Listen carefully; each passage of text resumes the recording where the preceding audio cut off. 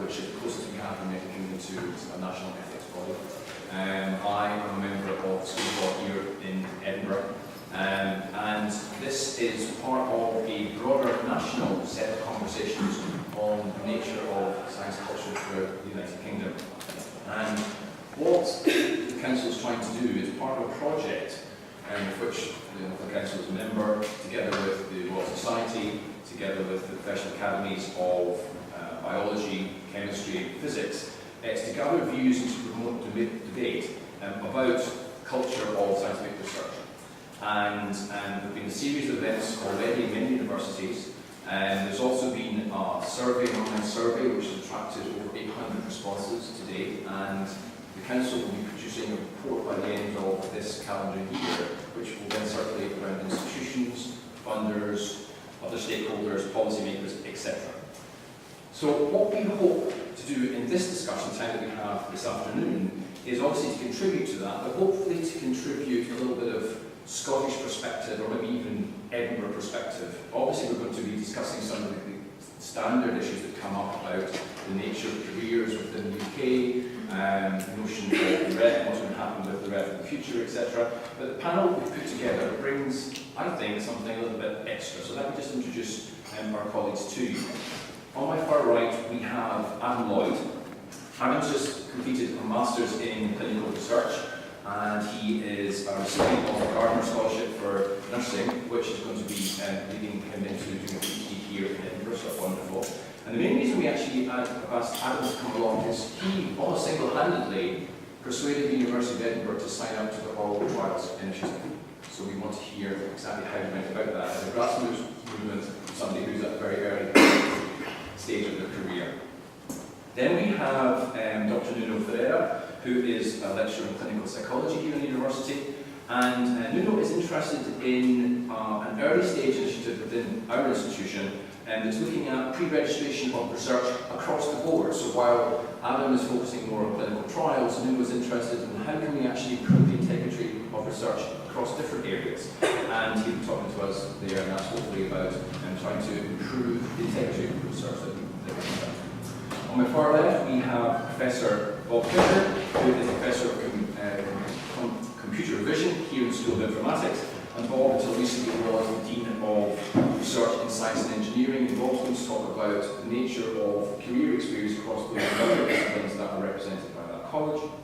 And finally, we have Professor Joyce Tate, who is the Director of the Inogen Institute in Edinburgh, and a member of the Synthetic Biology Leadership Council, of which she chairs the governance subgroup. And Joyce is also a former chair of the Nuffield Council Bioethics Working Group on Biofuels. If you're interested in that report or any of the reports that the Council produces on ethical dimensions of biology and medicine, I would strongly encourage you to go and look at our website, and you can find out more about this initiative there as well. So the format that we're going to take from this dialogue is to, first of all, invite our colleagues sequentially to share their experiences and their thoughts on science culture in the UK. I'm going to give each member strictly 10 minutes with a 2-minute warning to do that. And we're then going to take some interventions from the floor. With your permission, we are recording the event for both transcription purposes, and we're also videoing it to possibly put up on later on. If you have an objection to that, please let us know in due course, or don't identify yourself when you intervene. But we do very much want to have a dialogue addressing some of your questions and concerns. And as you will know when you signed up to the event, we actually already asked you what are some of the questions and concerns that are bothering you. So let me just throw out there what those were to also inform members of the panel.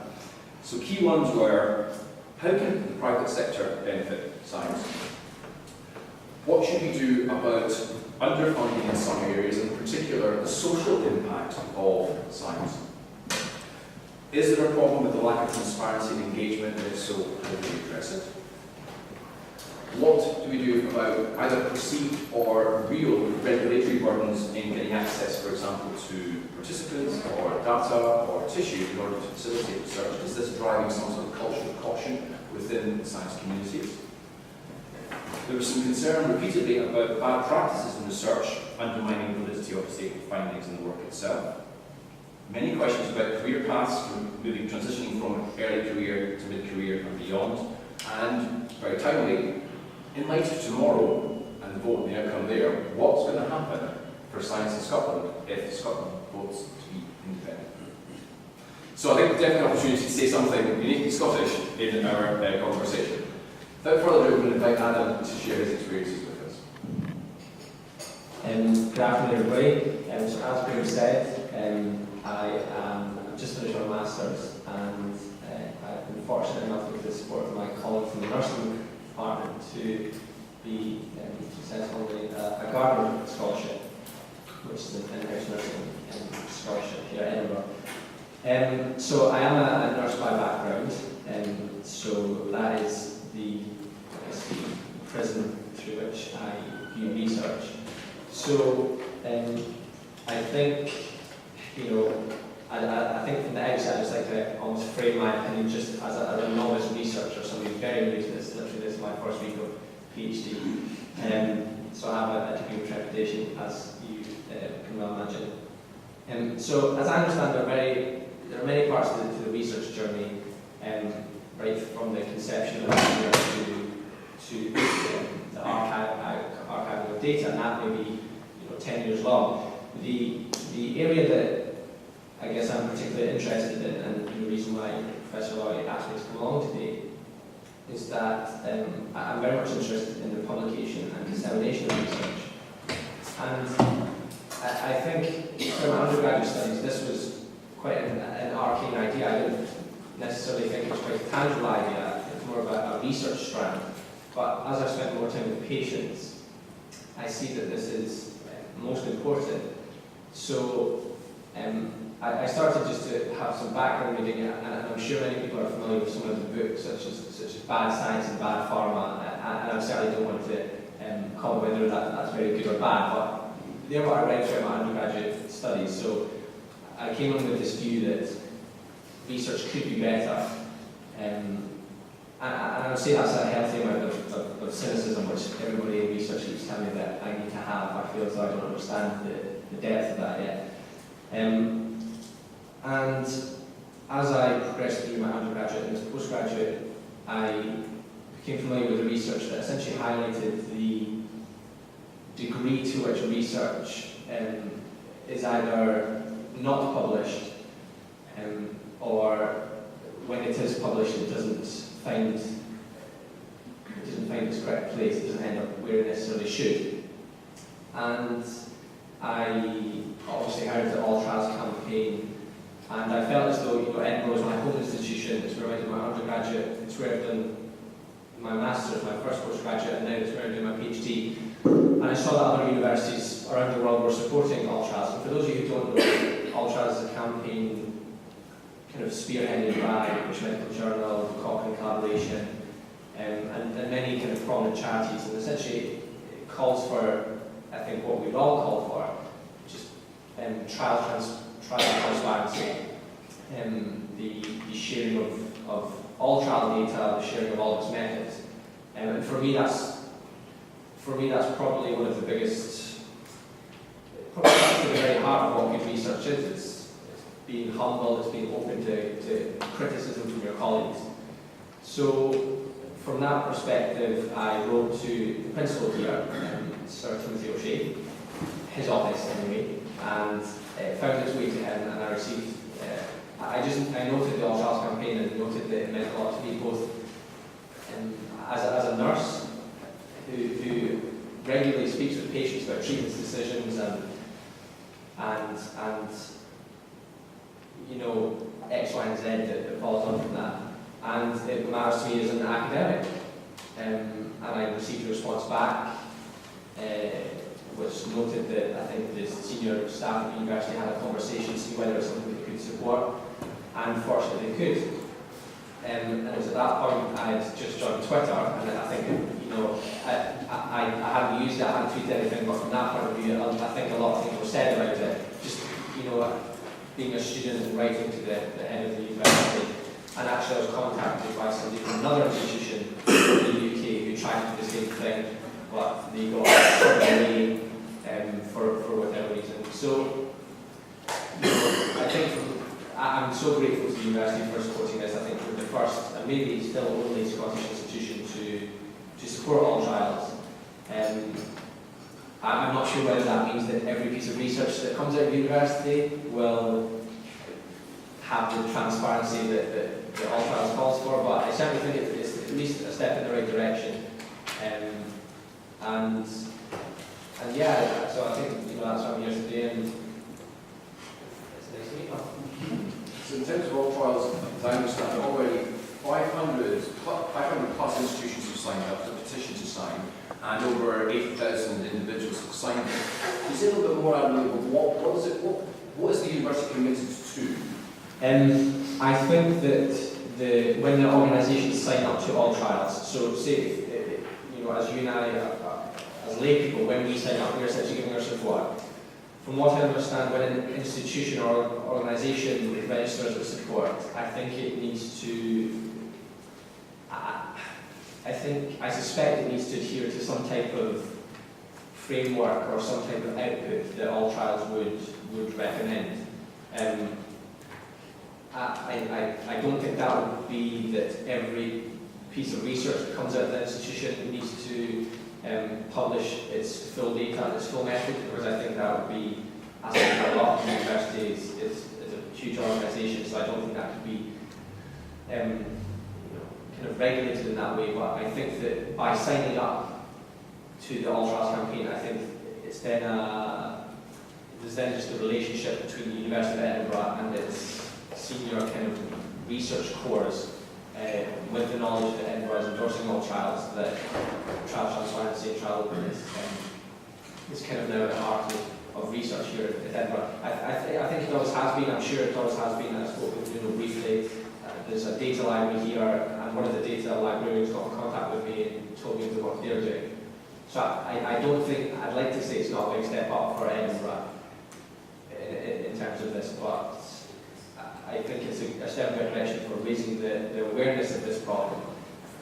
And as I understand it, as I still understand it, I think the problem was first recognised many decades ago and still persists today. So I think a big institution like Edinburgh supporting this is very good. And at the fundamental level, it's really about, in principle and hopefully in practice, commitment to openness and transparency in the way in which clinical trials are conducted. There's three elements to it.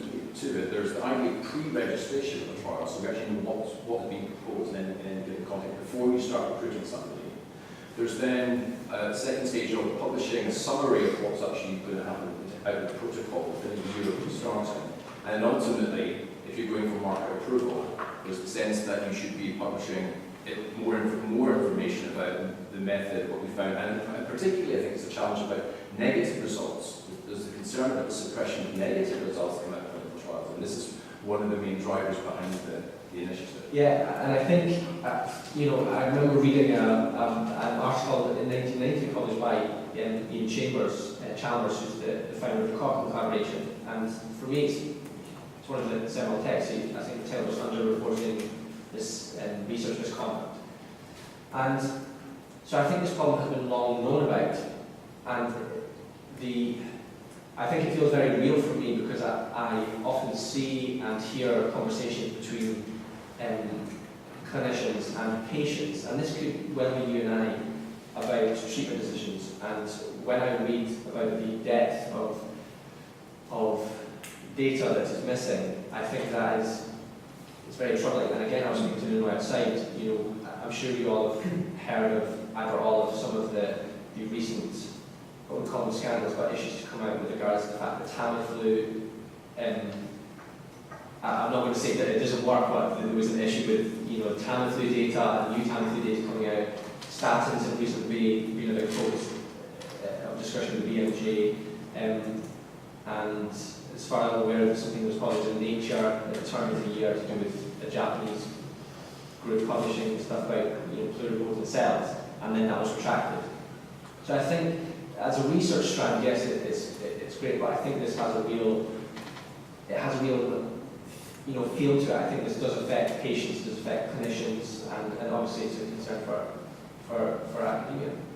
Let's finish on the question. You might not be able to answer it, but you said that somebody else tried in another institution to get their institution to sign up to all trials, and the answer was no. Do you know what reason was given?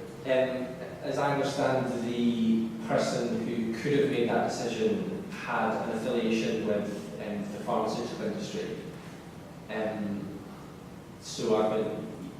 There was a student, a postgraduate student, who tried in the very same manner as I tried to do. I certainly won't name the institution.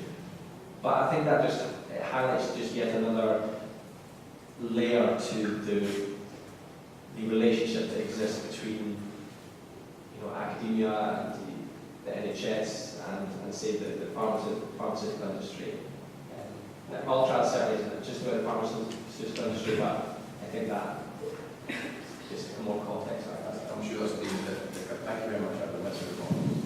So, more broadly in other areas of science and research, there are concerns about publication bias, there are concerns about result fishing, and also this constant theme of under-reporting of negative results. And that's one of the things I think that this pre-registration scheme is trying to address. Yes, Graham, it's been a sort of commonly identified problem. These types of practices of either underreporting or the famous pile drawer effect, and sort of this things about it come at different levels every year, but sort of a common ingredient is that only 30% of all research gets to see the light of day format.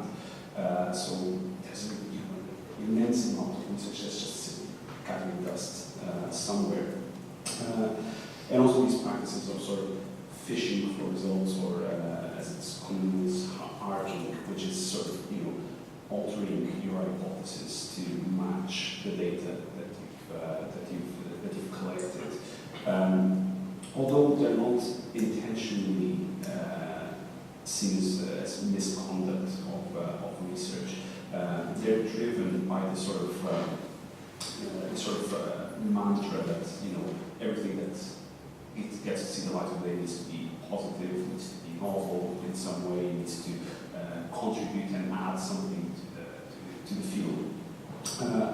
And that's also driven by other aspects, probably we'll talk about in terms of career progression and how the sort of pressures that academics are all under in terms of publish or perish type of dilemma.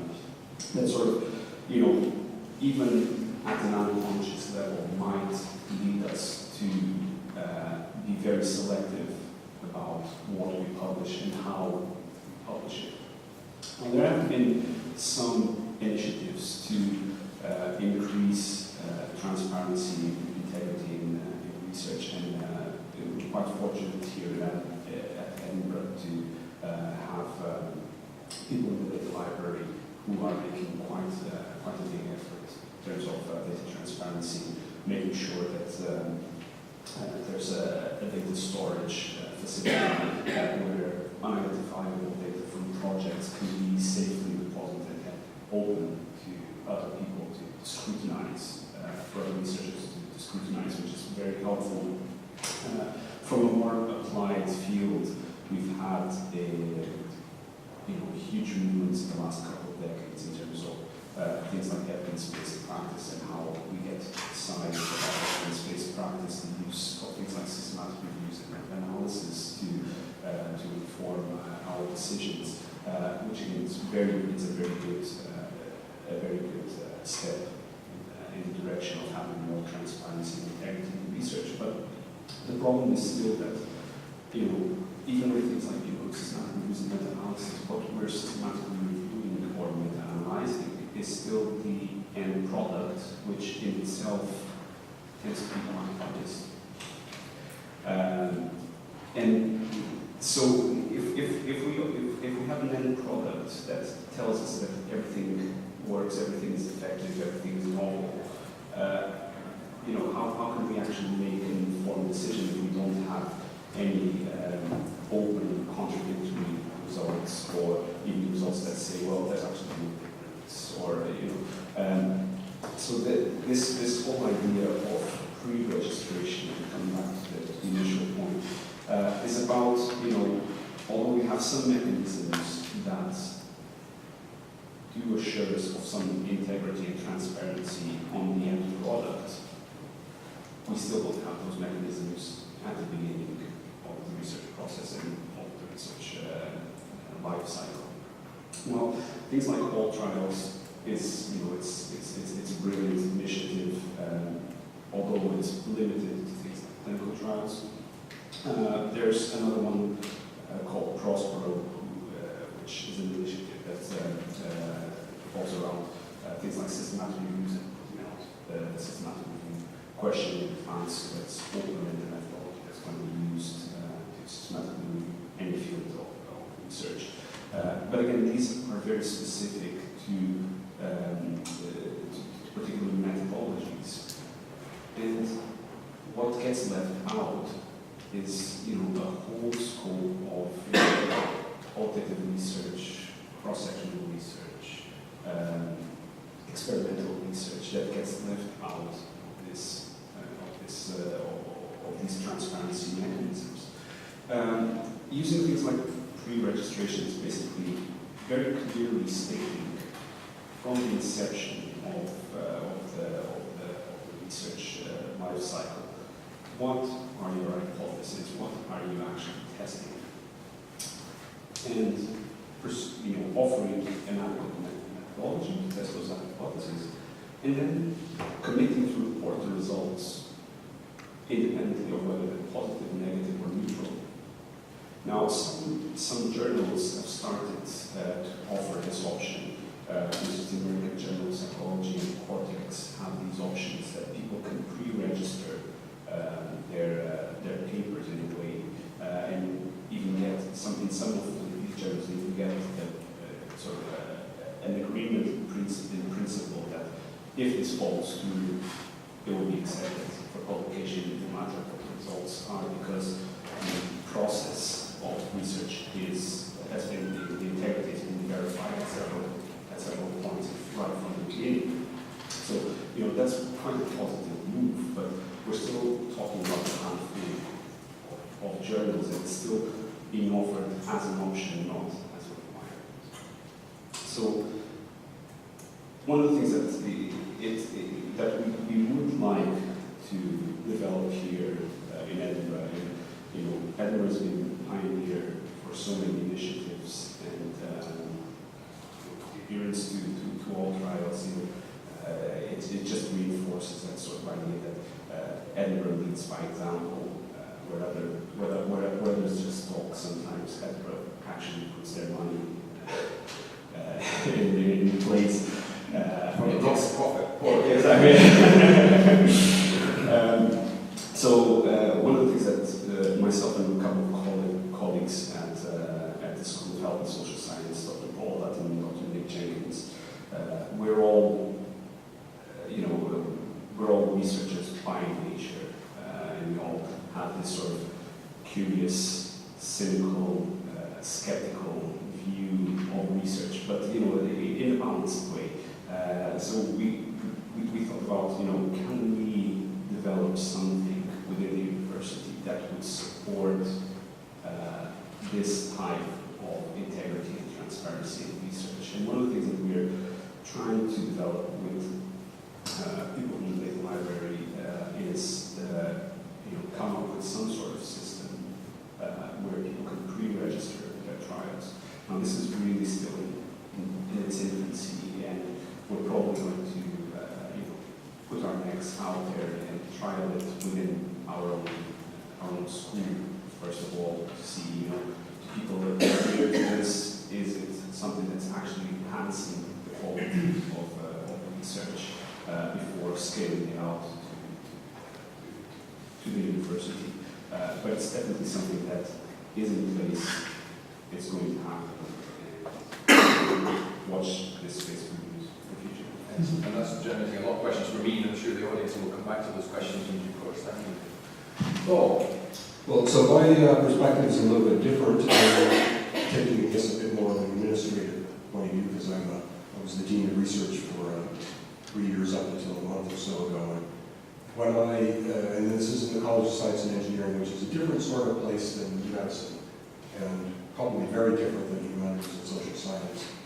In science and engineering, I think we all had sort of general notions of integrity and ethics, but I don't think they were very well articulated.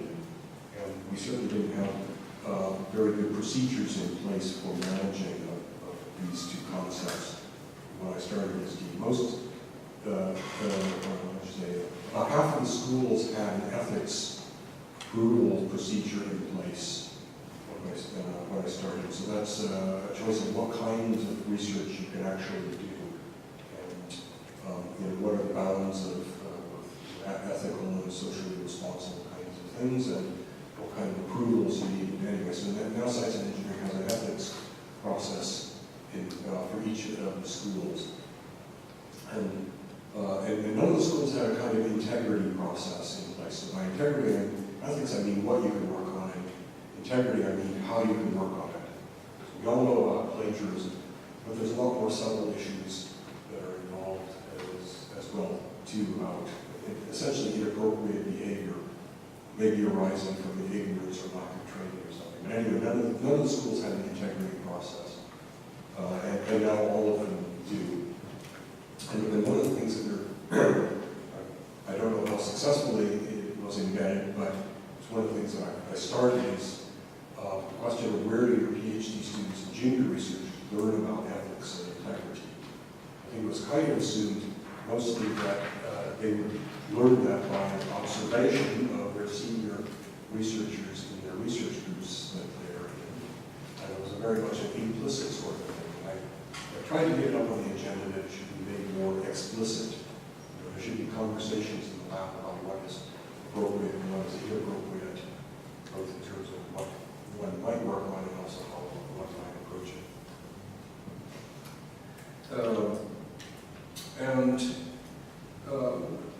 Also, we introduced the idea that there are actually a variety of not so obvious integrity issues. And it sort of touches a little bit on the whole trial stage. So, as scientists are always used to the fact that our equipment doesn't always work perfectly every time. And you've got a lovely sort of curve, except that there's one little glitch right there that you happen to know actually that was because one of the lab assistants actually bumped the machine at that point, made it go like. Okay, and then there's the question, well, what do you do about that data point? Okay, do you take it out? Well, you do have kind of an explanation for it. Well, maybe if you don't have a very good explanation, but you have a hypothesis for it, do you take it out? Okay, so, and a lot of times the statistical techniques that we may use, if you leave all this noise in there, may not lead you to the result that you would like to get, which also leads to the question of expectation bias, okay, which we are all subject to. We're intimately involved with our research topics, and we would like that question that we're interested in to work. And so therefore we kind of mentally clean all the data and ignore contradictory sort of stuff. So another one is digital image manipulation. Okay, so you've got a lovely image with some results in it, and you can see it very clearly, but your colleague doesn't see it very clearly. Well, that's because you know what you're looking for, and you're sort of trained to see these things. So you apply a little Photoshop or whatever to it to kind of clean it up and make the effect more obvious. Okay, but well, I'll come back to a bit of expectation bias, because your brain is expecting to see something which even in noise you can see all sorts of things. So it may not have even been there. Another sort of contentious issue is related to publications. We introduced a little discussion about that. So when do you include an author on a publication? There's all sorts of issues of gratuitous publications. I happened to meet a colleague once who had 15,000 published papers to his name. He was sort of second or third author. He even had a Wikipedia page related to the various scandals related to some of the publications. He had his name on it. Perhaps we not have. We wouldn't want that to happen here, would we? What do you do by working with a colleague that you hypothesize has a lower standard of ethical behavior than you do? because you don't, they may be inevitable. I mean, ethics is a kind of a normal distribution sort of thing. There's the squeaky clean, but like all human sort of activities, there's, sort of okay-ish, and then there's maybe not so okay-ish, and then there's just downright corrupt. Okay, but, we all fit in there somewhere, and it may be in different places at different times. What if you're working with somebody and you're concerned about their methodologies or something like that, or behavior, you're worried it might reflect on the results, people might die because of the stuff you publish, it might reflect on your reputation. What do you do about that? We all are expected to review proposals and papers, and the review guidance always says this is completely confidential, okay, but we are humans and our brains remember everything we read just about. So how do you avoid trying to exploit that information and be very in confidence, even if you don't deliberately try to exploit it? You sure, a couple of years from now, in the middle of the night, you have an idea, you think, wow, that's a good idea. You may not remember that you actually read it as a proposal or paper a couple of years ago. Just pop it in your head. How do you avoid that?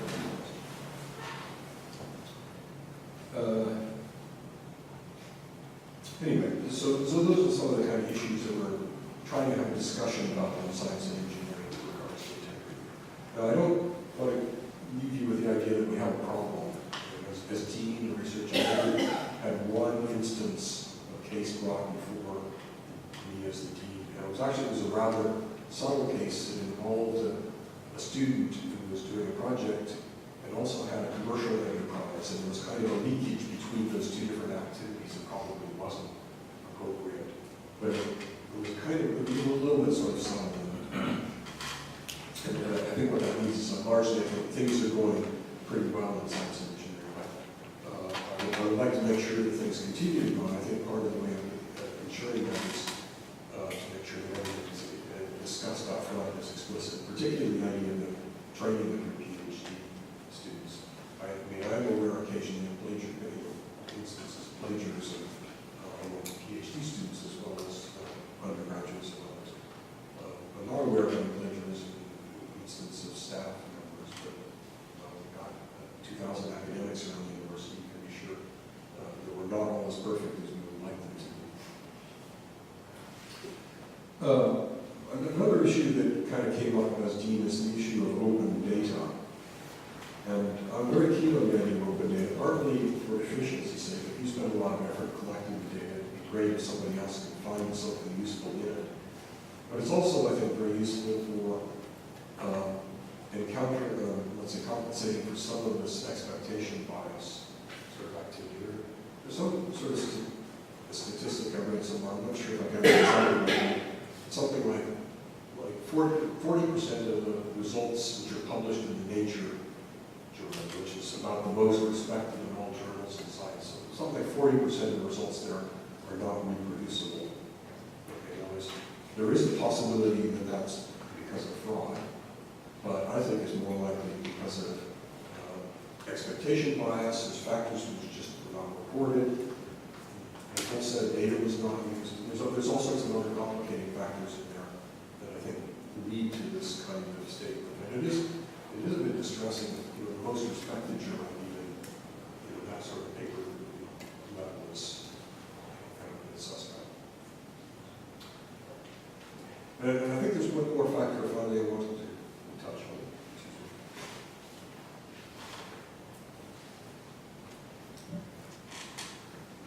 And I think that factor has to do with the pace at which things are happening nowadays. There's huge numbers of, particularly scientists and engineers, that are coming online. I saw a statistic from the Chinese government the other day that said 50% of the world's scientists and engineers are now in China. That's the consequence of huge investment on the part of the Chinese government. These are all relatively young and inexperienced engineers and scientists, and they're all busy publishing away. And so, in the last 5 years, the number of papers in conferences and journals has doubled as a consequence of this huge population. And that's good. I mean, there's good work there, but if you have the same pool of reviewers that you had previously, the experienced pool, and you have twice as many papers, that means that the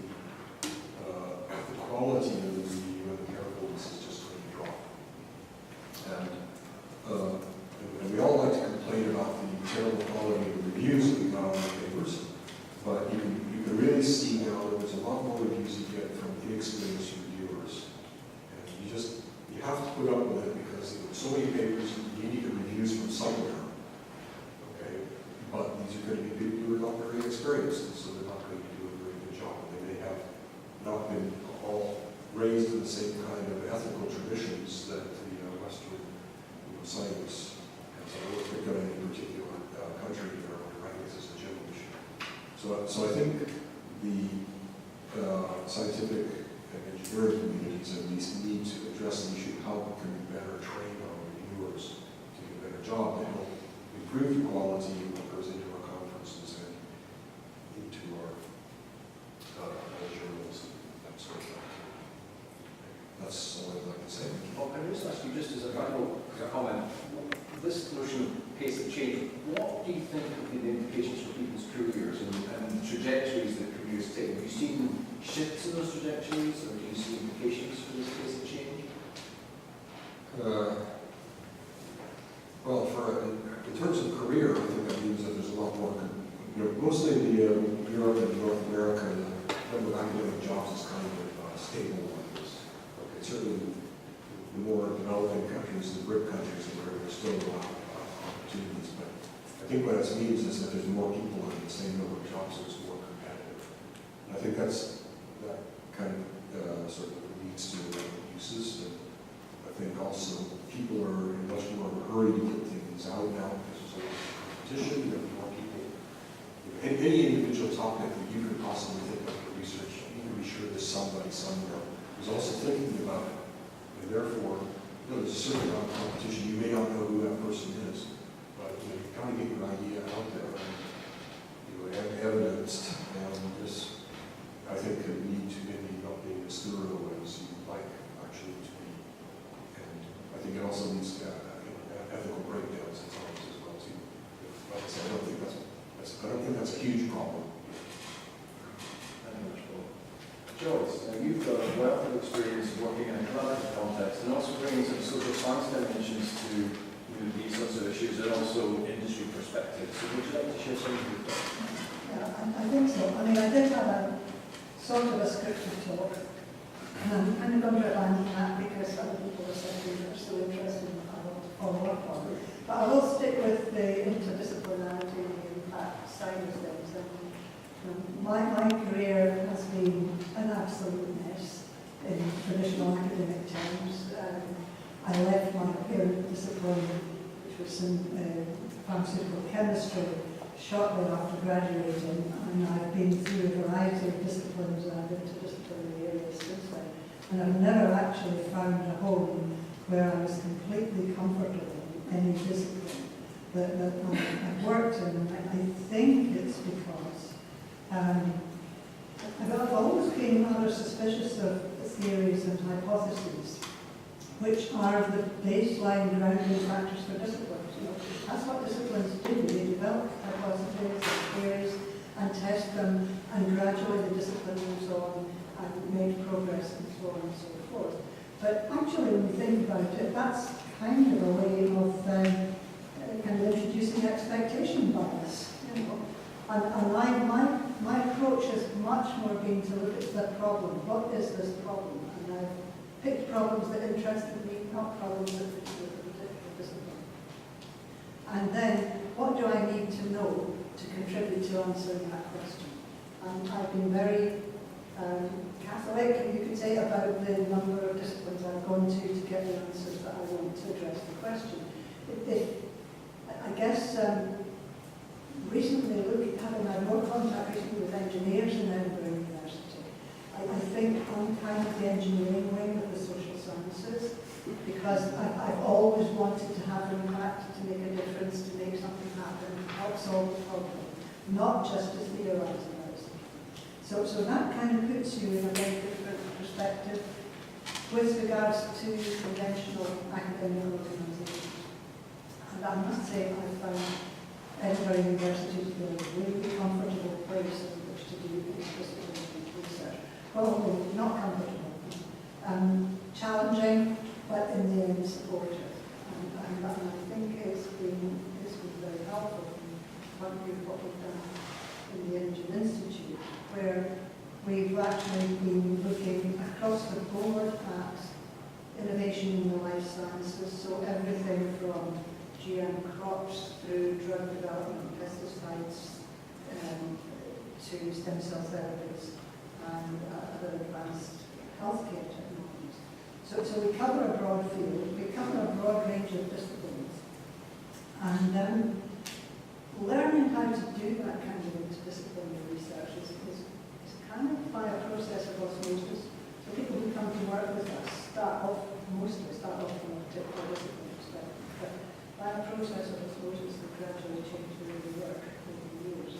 And they usually end up being very effective interdisciplinary researchers.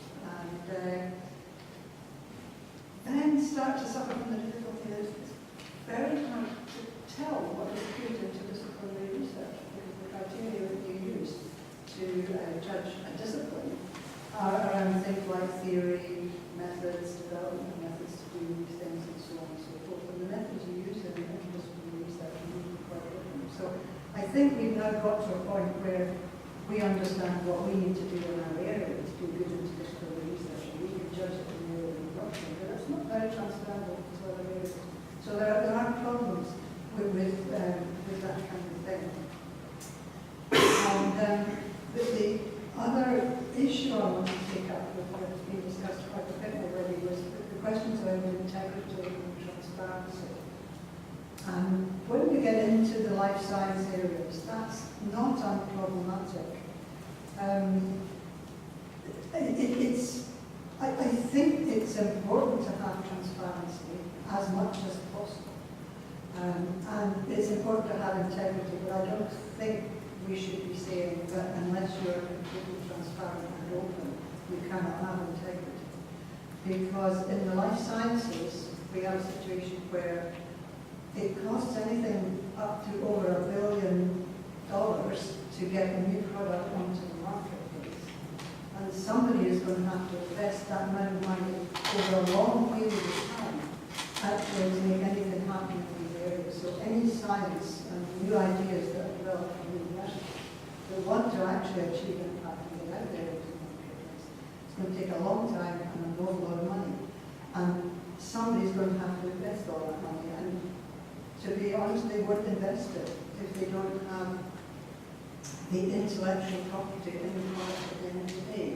And so complete openness makes it impossible for people to have that degree of openness. And I wrote a paper with Graham a few years ago about the rules of the UK stem cell bank that were actually making it very difficult for anybody who wanted to develop a stem cell therapy commercially. And Carol George was involved as well in that paper. Anybody who wanted to develop stem cell therapy commercially would not use the UK stem cell bank as its source of because of its open source approach. And so it's not unproblematic, and I think that's quite a challenge to work out how you, for different areas of science and technology innovation, you can achieve useful levels of transparency and openness without actually compromising the ability to develop technology. So I think that's another question that we need to think about in the context of openness and transparency. Thank you so much. Thanks to all our panelists for excellent contributions. We want to turn to you. We want this to be a conversation, a dialogue. Before we open it up, let me just tell you something about you. Because we asked people to give us an indication of the background. So here in the audience we have people from biosciences, medicine, physics, chemistry, psychology, range of social sciences, science, National Museum, and also the Edinburgh College Bar. Most people are working either in this university or another one, but there are also people here from research institutions, charity, NGO, and most people are early in their career, but there's also some input here from research management. So it's a really nice broad church of perspectives. So can we open it up to any comments, questions, reactions to what you've heard or your own thoughts on research culture? Thanks, it's very interesting. My name is Tara. I work next door in 1 George Square. I have 2 comments/questions. The first is, it's a fascinating idea of pre-registration of scientific studies. And I think on the clinical side, that's essential and will do the world good. And I think in addition to Joyce's point about IP on the science side, once you take one step back from clinical trials and into more fundamental science, you have to take into account the fluid nature of science. So by the time you've written your grant, you've got your great idea, and you're going to do this most exciting experiment, you get it all set up. 5 new papers have been published, so it's not the coolest new experiment. and there's something else you want to do, and I think you're going to get into a mess in the pre-registration of scientific studies. It's just going to be very difficult to keep on top of that.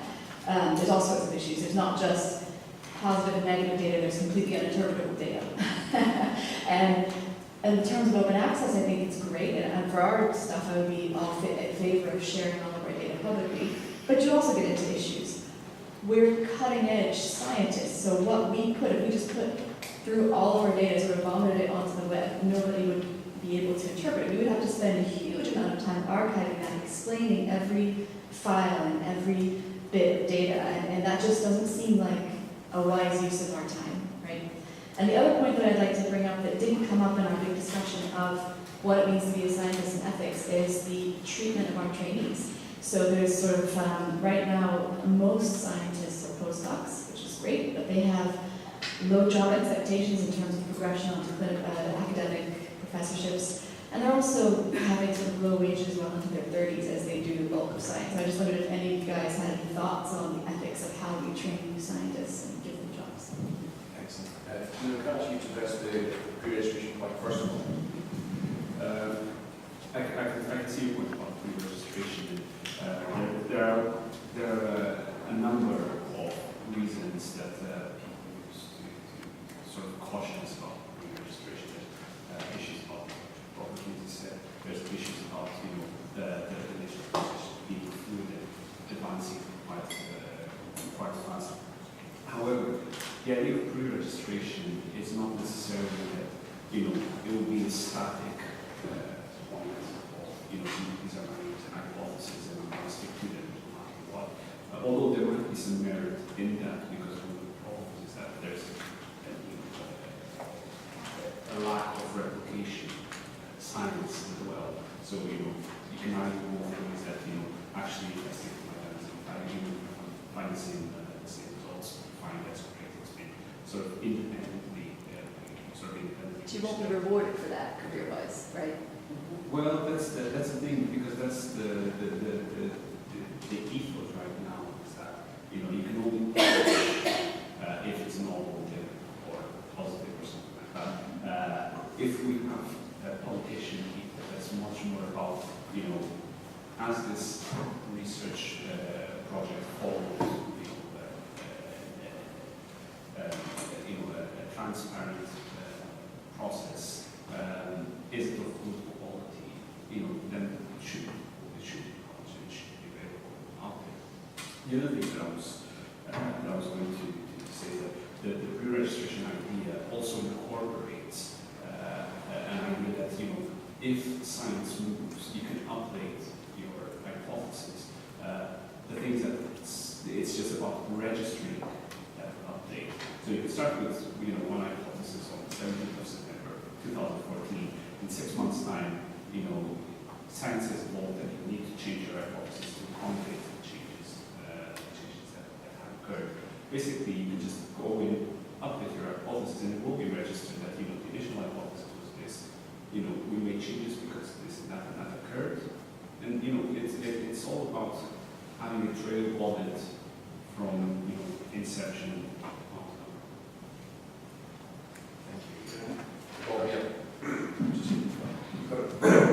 The second point about the training of PhDs for academic jobs. Well, I'll start with a shocking statistic. Across the UK, as surveyed by the Royal Society, only 4% of PhD students get permanent academic jobs. And this does sound pretty shocking.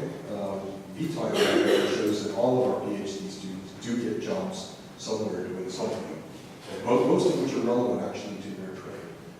And part of the reason for that, I think, is just that we're overproducing PhDs for the academic needs, the needs of the universities. But the society as a whole, I don't think, is suffering from a shortage, or is suffering from a surplus of PhDs.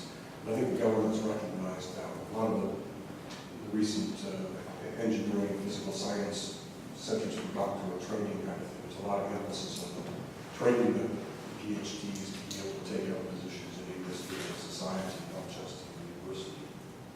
So I think there's a lot more push towards that. Now, where the university needs to change its views a little bit is recognizing that such a small percentage of our PhD actually go on to academic positions, and therefore we should be training them for the kinds of careers that they will go on to. Partly we suffer from this, we are all career academics, at least I am. And so, although I did work at a company for 5 years before I started my academic, I do have a little experience. Most of us do not have experience working outside the university, so we're not very good at being able to give advice on it. But the career service at the university is good, and they're aware of this particular issue, and they try to support it where best they can.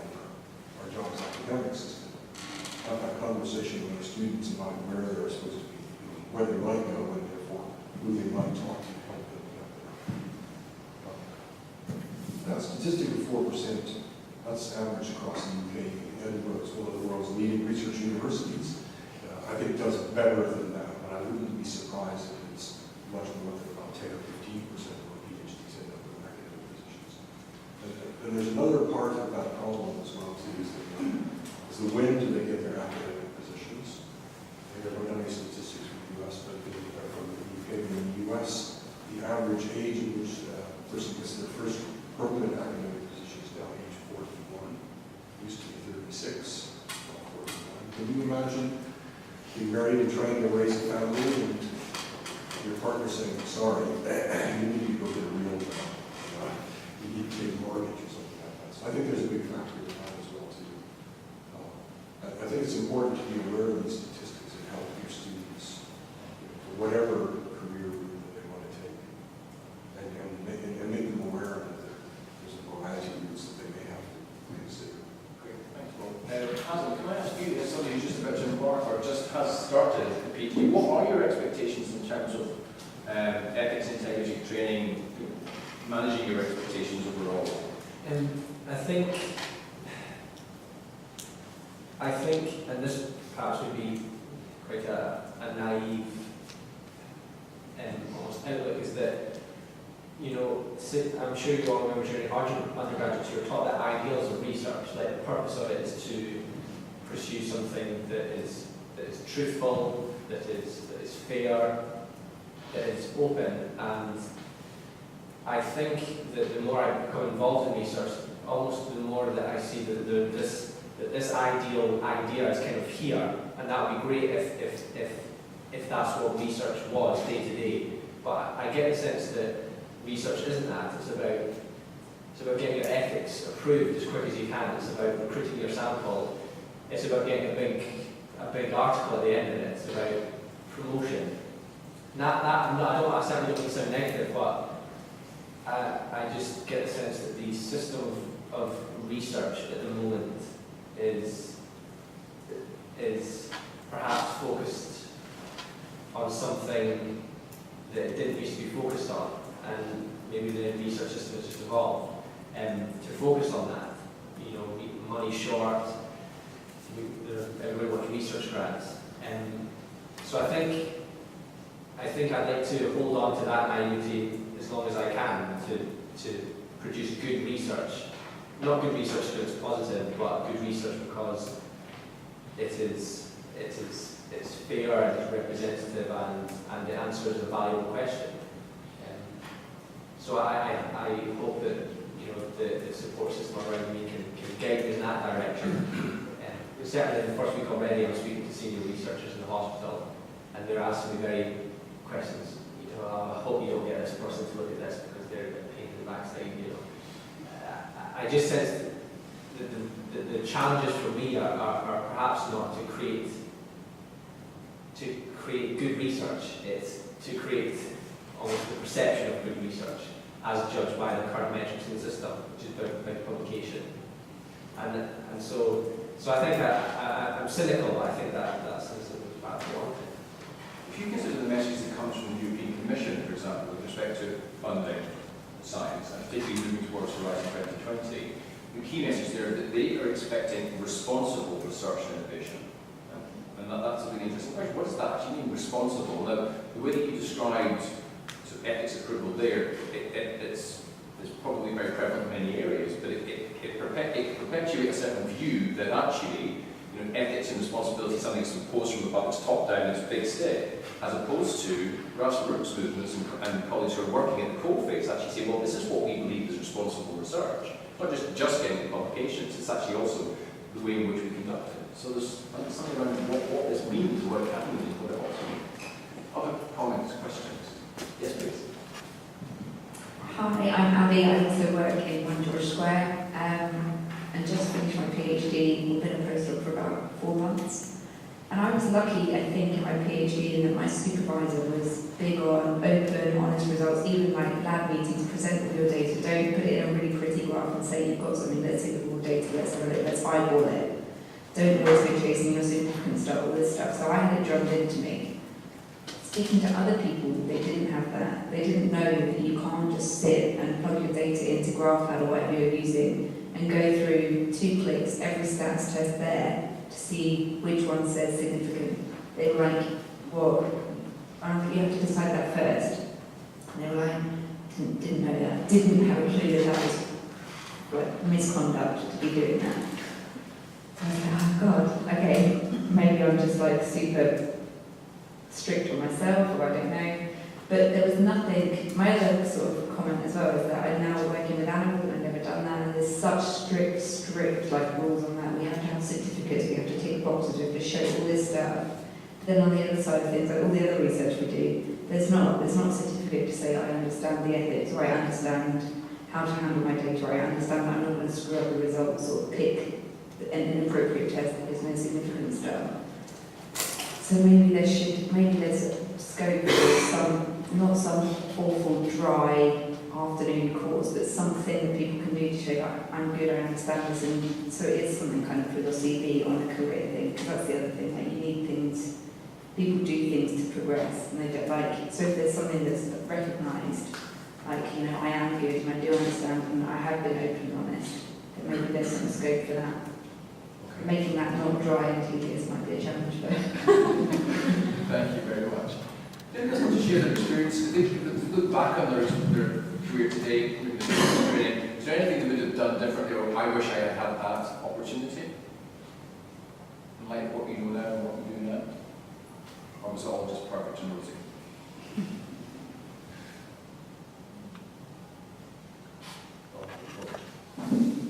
This sort of relates to the comment that was just made a little bit. I think all fields progress. I mean, computer science is a pretty young sort of field, and image analysis is my area. And when I started my PhD, you could pretty much get a technical book on one image. That was kind of considered, successful enough for a PhD. But our field has moved, and now, people work with a data set of a few 100,000 or a few million images. We haven't really quite tested it, to sort of show the limits of performance. And so I think we're all learning, so with regards to the choice of the scientific test to use or whatever, the appropriate methodology, or behavior. I think we're all just learning how to be better scientists, or non-scientists in the case, better academics, whatever, by improving the standards of our behavior. And it doesn't magically happen. I guess we all need training. When I did my PhD, nobody ever used the word statistical significance, and we think about presence. It's only, and when I review papers, I would guess only about, at least in my field, only about a quarter of papers even do statistical significance tests. I know they can be abused, but I think there's a lot of people who don't even, the concept of statistical significance doesn't even exist in our field. But fortunately, it's coming up. 10 years ago, it didn't happen. 5 years ago, and now it's starting to happen. So I think training is the key. So what other messages need to go back to Nuffield Council and the Royal Society about research culture? Simon Bell, Associate Director of the Open Space Research Centre in Edinburgh College of Art. So I'm the person from College of Art here. Yes, we do research there.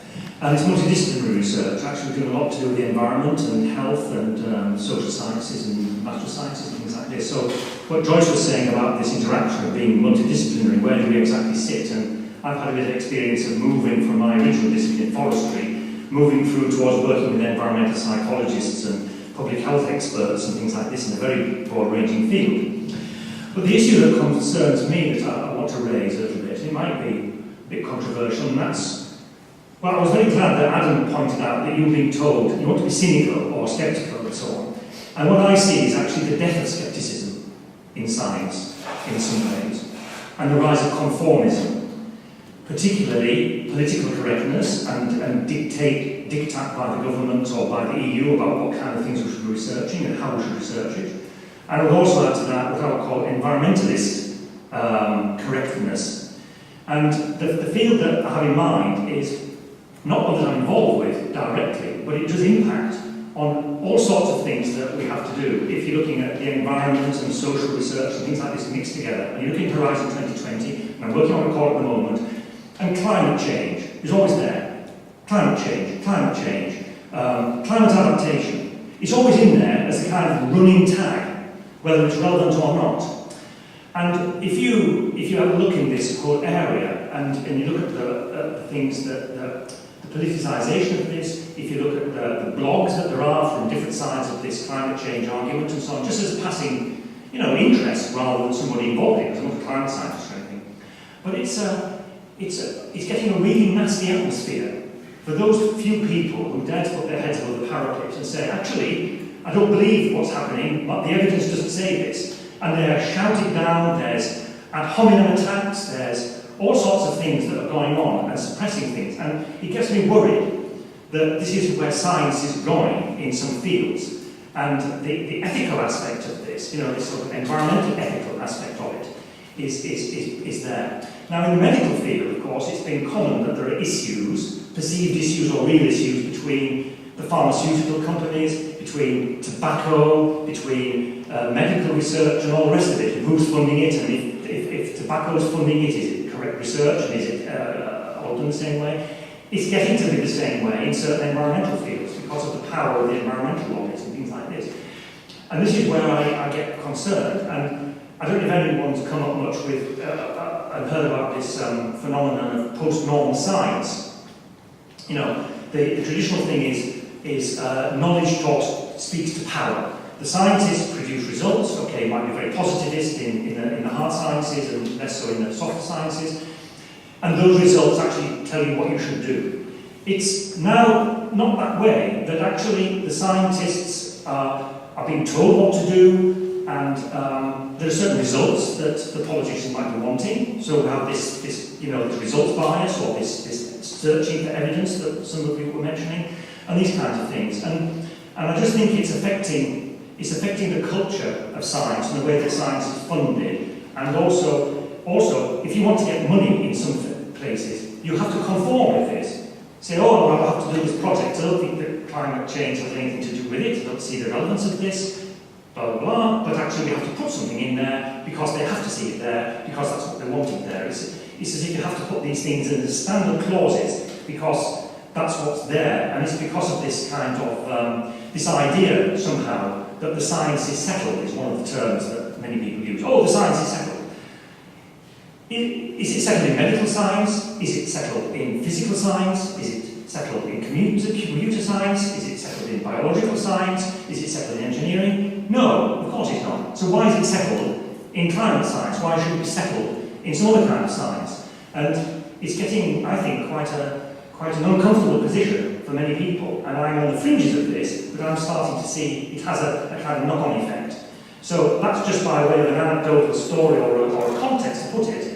And I think it's possibly a bit similar in other fields as well. I'd just like to air that a little bit. Thank you very much. Joyce, do you want to comment on that? I've actually written, and I couldn't agree more with what you're saying about the death of scepticism. I think it's rife in all fields, science and also policy and politics, actually. As part of one of my outcomes in my research projects, I was calling for equitable scepticism, because that was an article about GM crop development in Europe, and it was a situation where there was enormous scepticism about any data that were presented by a multinational company regarding the benefits or the loss of GM crops. but absolutely no scepticism at all about papers that were brought out by environmental NGOs claiming to be based on refereed science in academic journals and actually being utterly biased, very poor science, set up in order to prove the point they wanted to make, or picking up on some scientists who actually vertically prove the point they wanted to make. So I think we do need to be much more equitably sceptical. We do need to preserve scepticism. And one of the things, just to go back to an earlier bit of discussion, I think we ought to be more sceptical about it, is this notion that if science is not reproducible, that makes it wrong. Because very often, what led to that result was an enormous level of expertise in the group that developed the project that is very difficult to replicate in the scientific community. And I know for certain from some of my colleagues working on stem cell therapies that some groups can culture stem cells that other groups couldn't culture because we just don't have the craft skills that it takes to do that. And it's not just the scientific community, there's an awful lot of craft skill to do with a lot of the stuff that's at the frontiers of research, and just because it can't be reproduced doesn't mean it's wrong. I think we ought to be a bit sceptical about that too. Sometimes it's more like an art than a science. Yeah. What you're trying to do. Can I throw your point back to you? What do you think then needs to change in terms of science culture to address the problem that you've identified?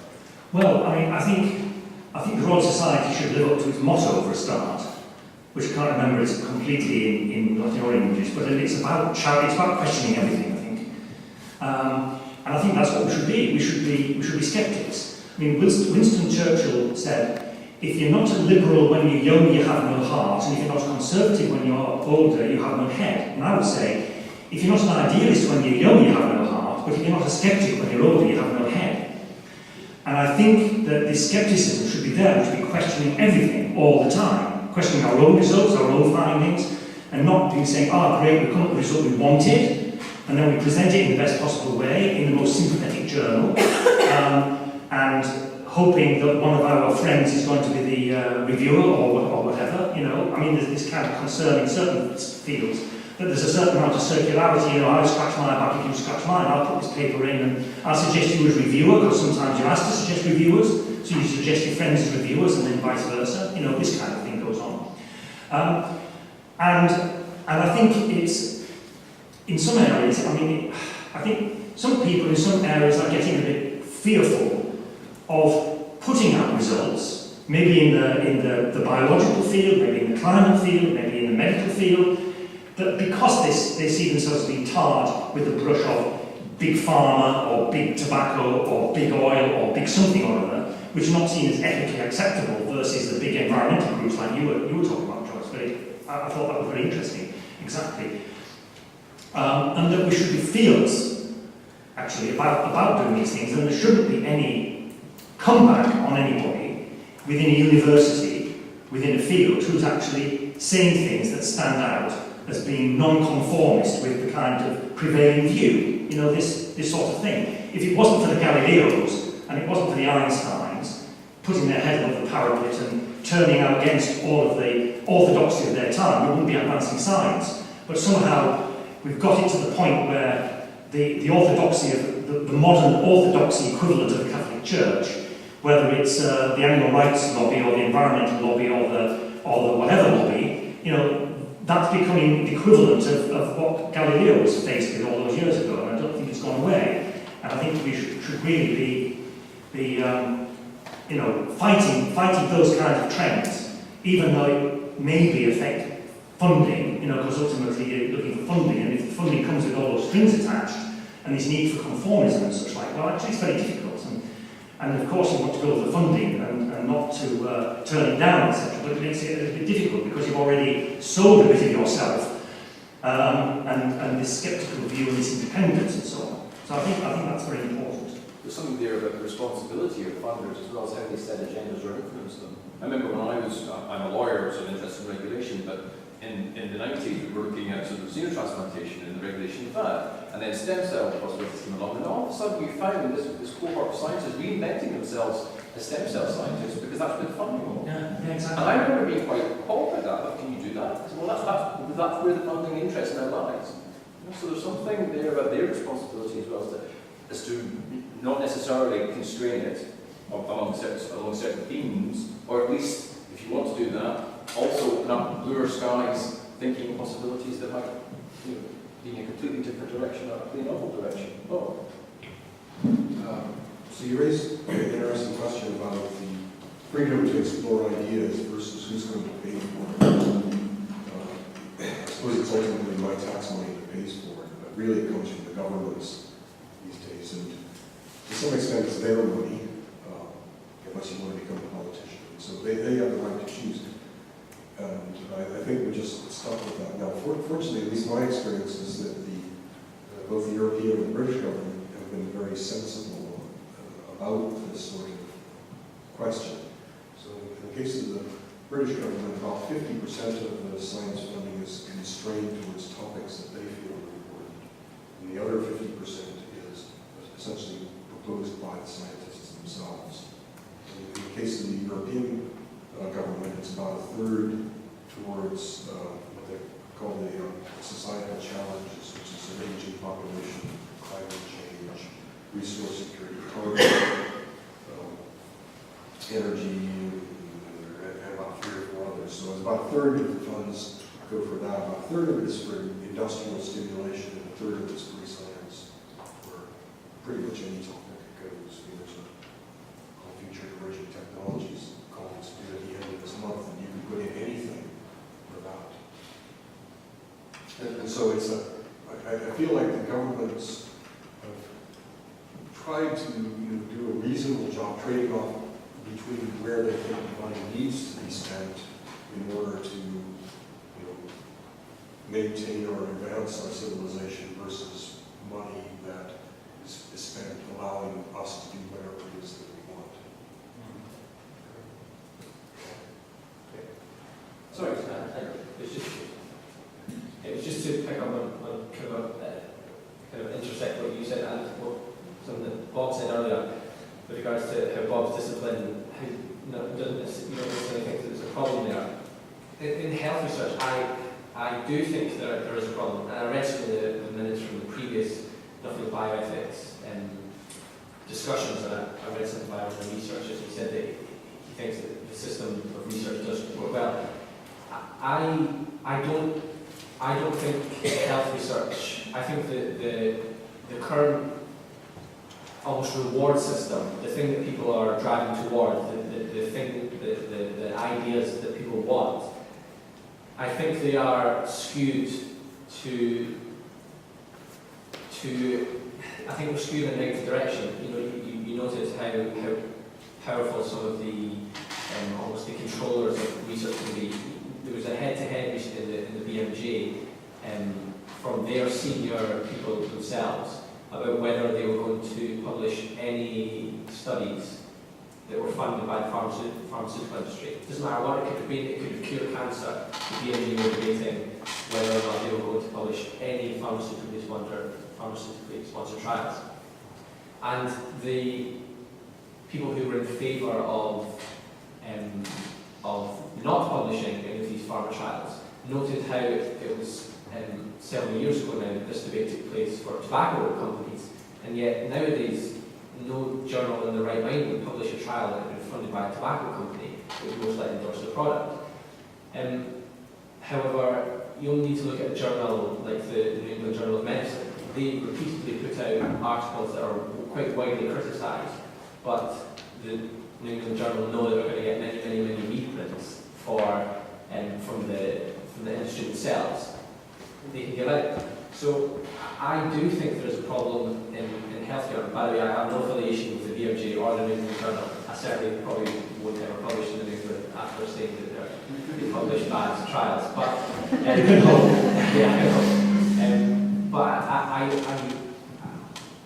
I think that I think if there's one thing that I would like to almost say to the Nuffield Council is that I do think, at least in the area of health research, I certainly don't know about other issues, I do think there is a problem in whatever form that takes. So what do you want?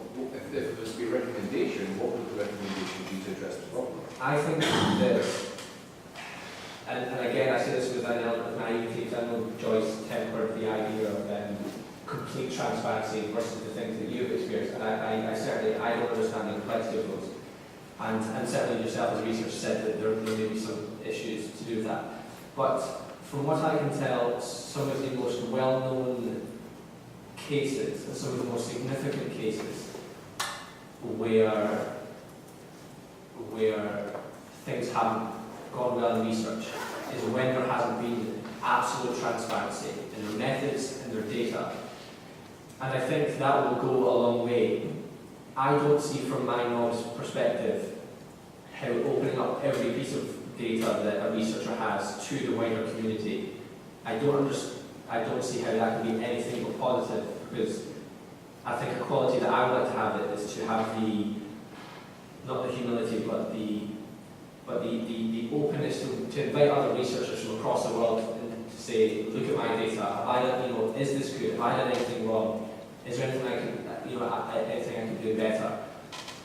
In the case of Tamiflu, again, just from our perspective, that had real consequences. When the BMG and this group of researchers got the data, they found that it was nowhere near as good as it was reported. And that could only be evaluated when there was complete open data. And again, it happened in Nature. I think there's a living group of researchers that tried to replicate the Japanese study that looked into stem cells. And none of them could. And again, I don't know whether that's due to biases, but I think the best research is done when it is complete transparency. And I think that would be... Let me ask Joyce to as well.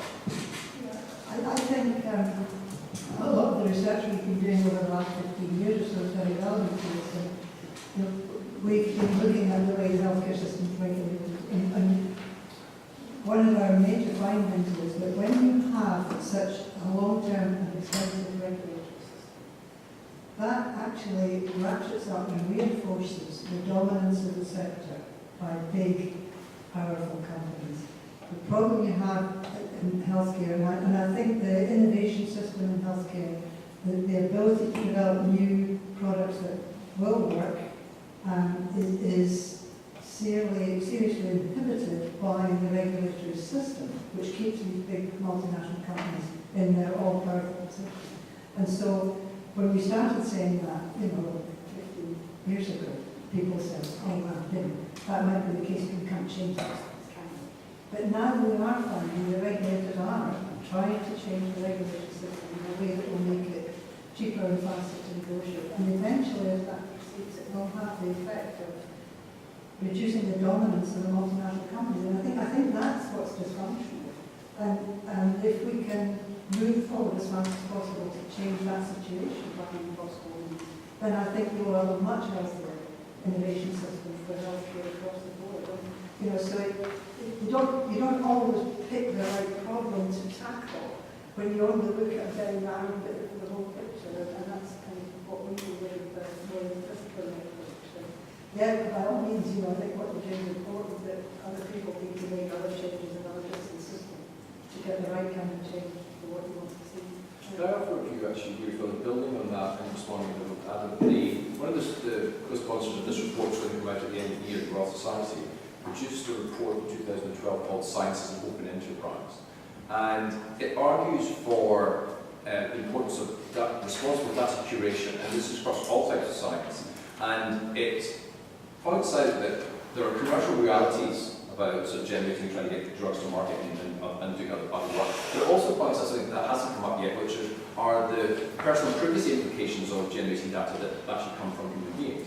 So for those two reasons, the idea of open data as a free-for-all is not really sustainable. It's not probably very justifiable from an ethical perspective. Rather, what that report argues for is what they call intelligent openness, which is the idea of taking responsibility for data curation, which is informed by at least three core principles: that data need to be accessible, the data need to be intelligible, so not just a data science just dumping data out there when you can't actually work through it, because that in itself causes challenges. And also, interestingly, Councillor George was saying, and it needs to be replicable as well, that you must be able to sort of verify the result, but not necessarily in all circumstances. But it's the idea that openness somehow has to have responsibility attached to it as well. So it's a slightly more nuanced approach than just data dumping. We're coming up to the last few minutes of our discussion, remember this is a report that's going to go to funders, the academies, other stakeholders. Is there anything else that you would like to see in it? Yes.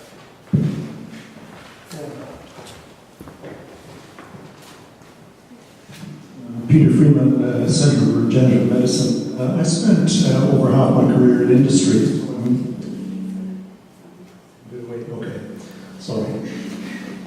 Booming there. Spent over half my career in industry, so a lot of the language of the current funding regime is quite familiar to me. And picking up on a couple of the points from Adam and also Graham, researchers today, or at least research groups, given this language of business, are expected to be mini corporations or quasi-firms. And they've got to choose their customers and choose their markets, and they've got to get their funding, whether they need to call themselves stem cell researchers or xenotransplantation experts or systems biologists or whatever. And so to that point then, Graham's point on the EU Horizon 2020 talking about responsible research, they're really talking about talking the language of corporate social responsibility. And I don't take a negative view of all this, because you obviously have to take it with a grain of salt, because you have the point of science, speaking truth to power and all of that kind of thing. But there is flexibility if you can at least accept your role as a quasi-firm or whatever, and this idea of corporate social responsibility. You can start to actually take the pendulum back from the overt economic goals and the language of business towards one of public value. So I think it's all sort of not doom and gloom, and I find it, there's no need to be cynical about being pushed in this sort of quasi-corporate direction. You can actually bring it back towards concepts of public value, which I think it's where it's headed. I'm going to bring it to a close. I'm interested that the independence question didn't come up. So I'm going to ask you a key question to finish with. I won't ask you what you're going to vote tomorrow, never do that. But here's the question. Will Scottish science culture be better or worse in the event of a yes vote on the 18th of September? That's my question to you. Which is irrespective of how you might vote. So will Scottish science culture be better or worse overall in the event of a yes vote on the 18th of September? Show of hands who thinks that it will be overall worse. Thank you. So 1, 2, 3, 4. 1, 2, 3, 4, 5, 6, 7, 8, 9, 10, 11. Better? What about the same? Yeah. And so they're like the referendum, are there undecided? Okay, so roughly 2 undecided, 2 or 3 better, and overall the sense is that it would be worse. Okay, thank you very much for engaging in the Edinburgh conversation. Just to remind you that more information about this initiative is on the Nuffield Council website, and the report will be available from the end of this year. Thank you very much, and thanks to our panelists.